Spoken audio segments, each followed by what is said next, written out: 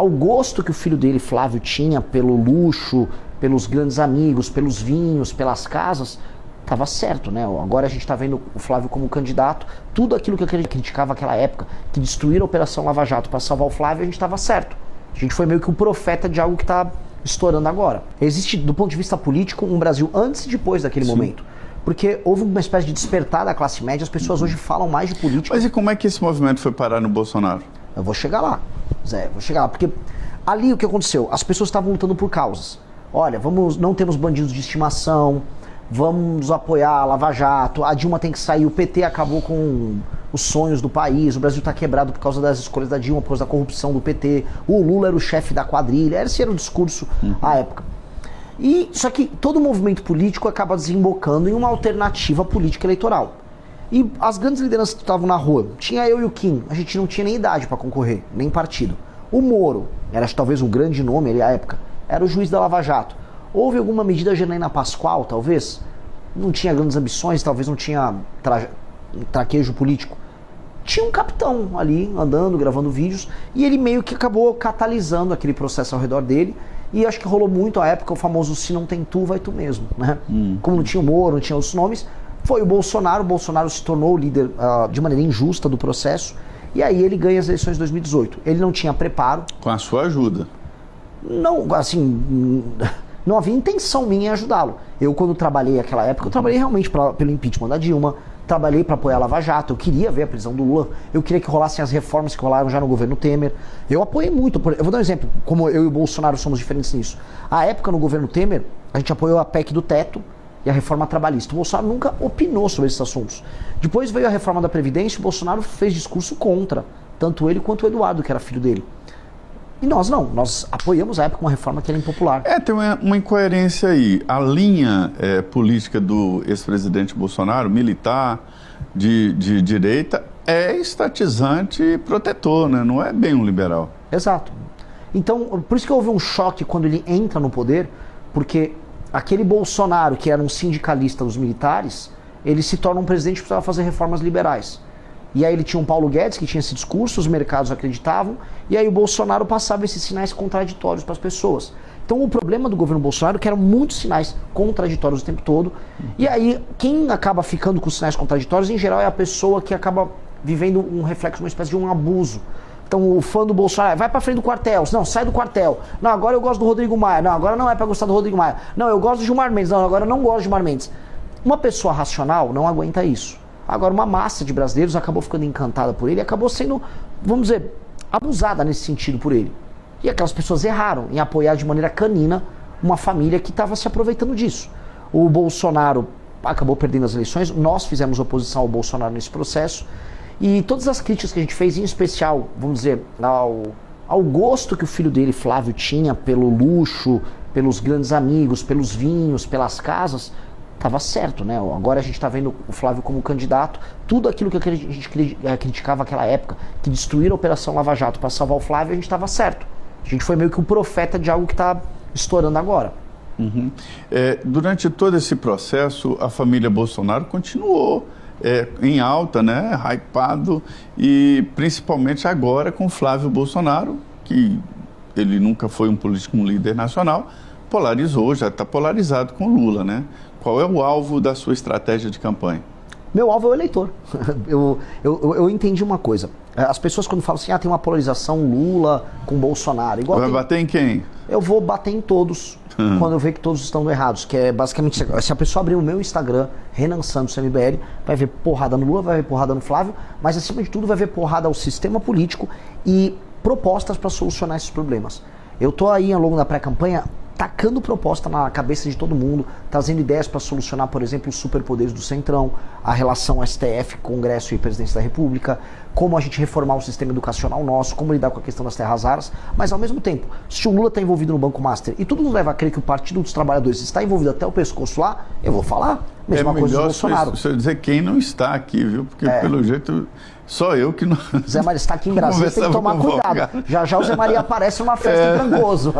Não me convidado para essa festa. Graças a Deus, tenho certeza que não. Você é decente, mas muita gente foi convocada, Zé. Assim, me assusta quando começou a aparecer o escândalo do Master, vamos dizer, a natureza das autoridades que estavam ali Ele tentou, vamos ser sérios, ele tentou comprar todo mundo e uma parte bem grande das autoridades topou. Eu acho que foi por isso que ele quebrou, porque esse pessoal aqui é caro, ele comprou demais. Né? É verdade. E eu estou vendo que a sua campanha está indo, né? Está performando e rapidamente, de quem não era conhecido nacionalmente.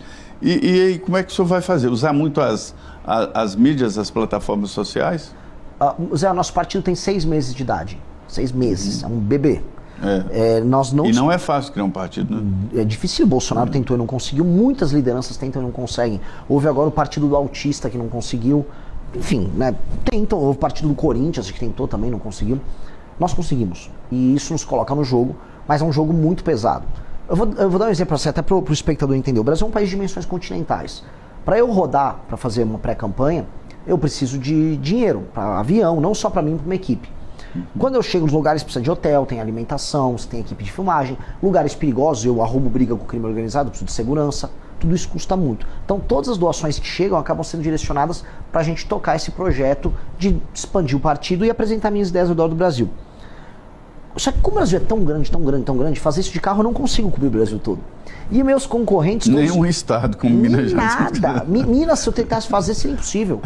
E é um dos 27. Imagina o Mato Grosso, que é gigantesco. Né? Imagina o Amazonas, Pará. Então, agora eu entendo os que usam jatinho. Eles com o jatinho, por isso que as campanhas custam milhões. Um voo de jatinho é uma fortuna.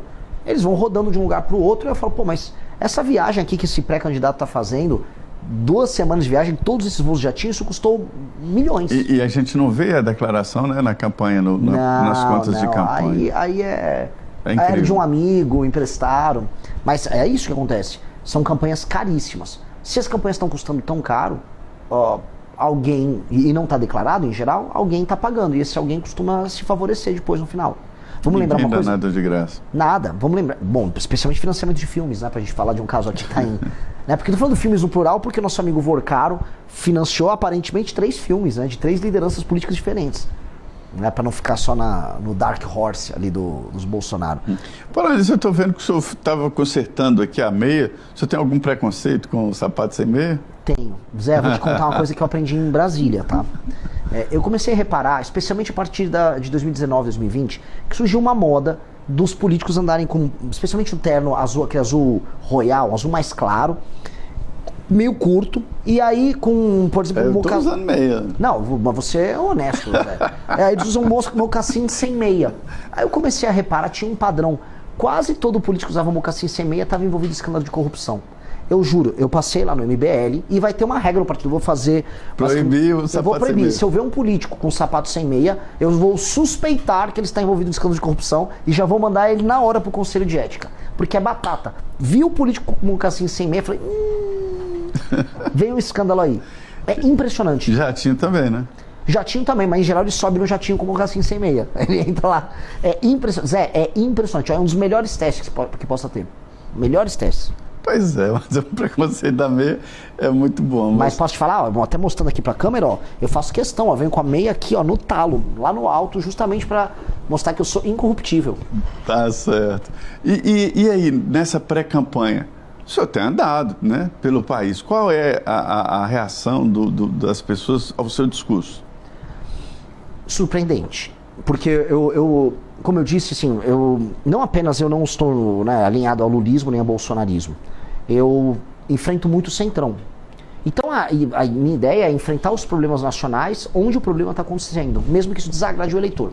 Então eu fui para o Ceará, eu rodando pelo interior do Ceará, eu comecei a tratar de pacto federativo e gestão dos municípios. Eu vou falar da gestão dos municípios, que estava mal feita em boa parte dos municípios, e explicando, olha, ainda o dinheiro nem veio daqui. O dinheiro pelo pacto federativo, que está sustentando essa gestão mal feita, veio lá de São Paulo, veio do Rio, veio de Minas, veio do Paraná. Vocês são um município deficitário num estado deficitário. E a classe política aqui precisa ser substituída, porque os serviços sociais, o saneamento básico, a educação não está sendo entregue para as pessoas, mesmo com o dinheiro chegando, porque o dinheiro chega, Zé. O fundo de participação dos municípios chega na conta dos municípios. Muitos municípios dependem do FPM. A maioria. Município pequeno, mais de 98%. O que eu acho um erro, viu? Eu acho que todo município deveria existir, ou então deixar de existir um extra, uma obra, tudo bem, mas depender fundamentalmente de fundo... Eu sou bem claro, um critério para administração dos municípios, no projeto nosso chama Lei de Responsabilidade Gerencial, é o município se tornar independente do ponto de vista financeiro. E outra, nós vamos ter que fundir municípios. Não dá para ter um monte de município insolvente. Câmara de Vereadores, municípios, secretaria disso. Exato, que é um critério, Zé, que é assustador. Municípios em que menos de 10% da arrecadação total venha do próprio município, eles são totalmente insustentáveis. Sabe por quê? Porque esses 10% não conseguem pagar nem a folha de pagamento do município. Ou seja, se o município não é capaz de arrecadar o dinheiro para pagar os próprios funcionários, ele está só tirando o dinheiro das pessoas. Para nada, inutilmente. Então é meio que desesperadora a situação dos municípios brasileiros. Houve ali logo depois da Constituinte de 88 um boom, criaram vários municípios. Mais de 1000 municípios. Município de 800 mil habitantes e tal. Aí depois houve uma decisão do Supremo que travou. Hoje é impossível criar um município. Recentemente nos Estados Unidos eu vi lá a facilidade de criar um município. É fazer um plebiscito. E pronto, criou seu município. Mas é o seguinte, você criou o município, então tá bom. Escola, posto de saúde, estrada, tudo com por vocês. sua conta. Exato. Vira um condomínio, né? Exato. E também nasce daí aquela diferença de ninguém quebrar nada, porque está quebrando algo seu. É como se fosse um condomínio. Exatamente. É que aqui, o que acontece? Os municípios, eles não se preocupam em ter arrecadação, em ter atividade econômica, e ficam com o pires na mão, recebendo emenda de deputado e cobrando que aumente o FPM. Aí, mesmo com esse dinheiro chegando, eles não cumprem metas de desempenho em nenhuma área. Educação, saúde, segurança, nada. E ficam só com o pires na mão, ajudando a classe política do Estado a se retroalimentar. Este é o maior problema do Brasil, Zé. Porque este é o problema que gera o famoso Centrão. O Centrão é basicamente um grupo de políticos, especialmente deputados, que mandam suas emendas para esses prefeitos espalhados por esses municípios ao redor do Brasil. E esses prefeitos não têm nenhum compromisso em melhorar a vida das pessoas. Eles geram os votos para os caras do Centrão, desviam um pedaço de emenda, usa o caixa 2 da emenda para comprar voto aqui e ali, reelege o político deputado, esse deputado fica lá em Brasília com uma faca no pescoço do presidente, não importa qual, e o ciclo roda. A vida não melhora, só que quem está pagando essa conta? Um outro Brasil que está trabalhando e produzindo. Então tem um Brasil que trabalha e produz e paga a conta dessa improdutividade, e tem um Brasil improdutivo. O que nós precisamos fazer? Botar o Brasil improdutivo para trabalhar. Não dá mais para viver com o Brasil improdutivo mandando. Eu vou até te fazer quase uma provocação, quase como se eu fosse um entrevistador, mas você conhece Brasília.